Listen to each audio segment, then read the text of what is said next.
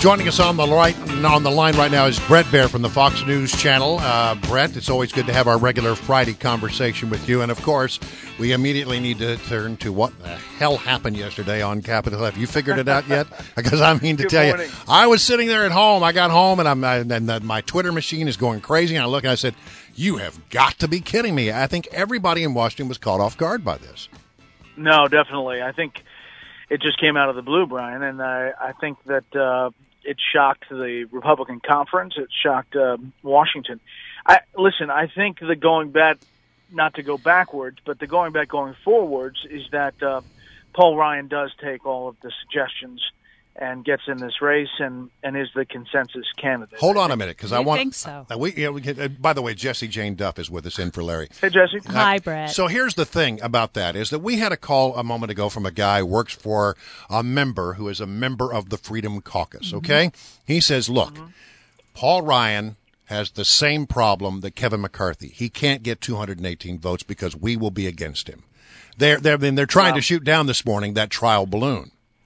Yeah, I had the co-founder of the Freedom Caucus on last night, Mick Mulvaney, and he said that he thought Paul Ryan was a consensus candidate. Really? And we had a few others on from the Freedom Caucus who said they thought that he was a consensus candidate.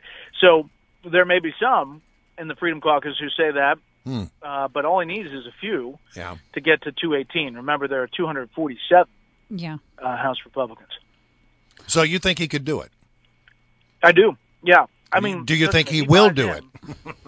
I do. I think Speaker Boehner's conversations with him yesterday, Trey Gowdy lobbied him really hard, apparently. Mitt Romney was scheduled to call him. I think he's getting a lot of pressure, and maybe he'll structure some deal where he has a different kind of influence on the tax policy, because I know that's what he wanted to do at House Ways and Means. And I bet, I mean, if I was to put chips on the table, I'd say that he accepts it and becomes the speaker. So you don't expect any dark horse to come out, such as someone like out of Texas, like Jed Hensarling, because we've heard that name come up a few times this morning. Right. Well, definitely he's somebody that's been talked about. I think that if Paul Ryan chooses to do it, he can get to the magic number. I think that if he does not choose to do it, then they have to find another horse, and Jeb Hensarling is a name that's out there. Mm-hmm. The others, I don't think can get there. I mean, Darrell Issa, Lynn Westmoreland, Daniel Webster.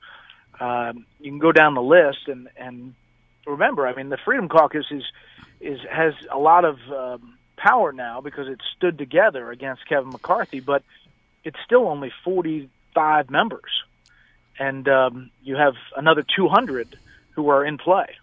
The caller that we had this morning was indicating that the discrepancy with Paul Ryan is that the Freedom Caucus is going to go against him because of his immigration policies. Yeah.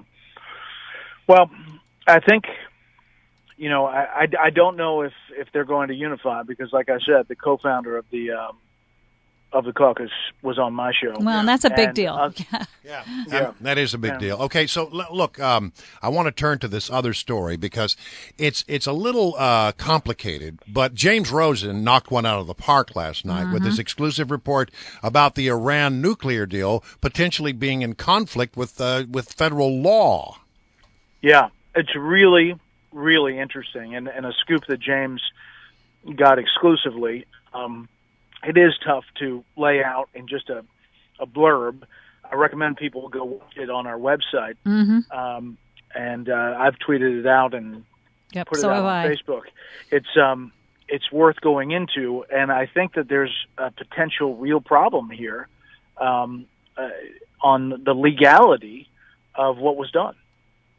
And so does this kill the deal? I mean, if they can't implement it because it violates law, or is this another case where the administration will choose not to enforce a certain law?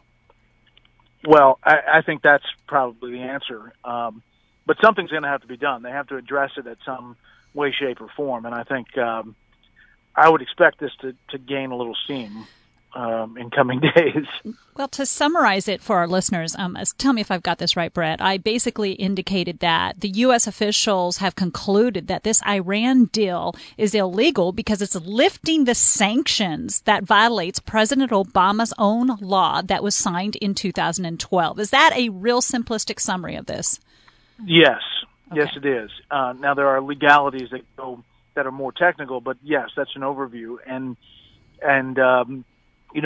they could say that this somehow is outside the boundaries. They're going to make a lot of excuses. The bottom line is the cut and dry, black and white, as James lays it out, is pretty compelling. And I think you're going to have lawmakers who start to bring this up as a potential way to break up the Iran deal. All right, so listen, Bret Baier's officially on record saying he believes it's going to be, Ryan. And Ryan's going to be the guy. We'll watch to see how closely that all develops. Thanks, Bret. All right, have a good one. Always a pleasure.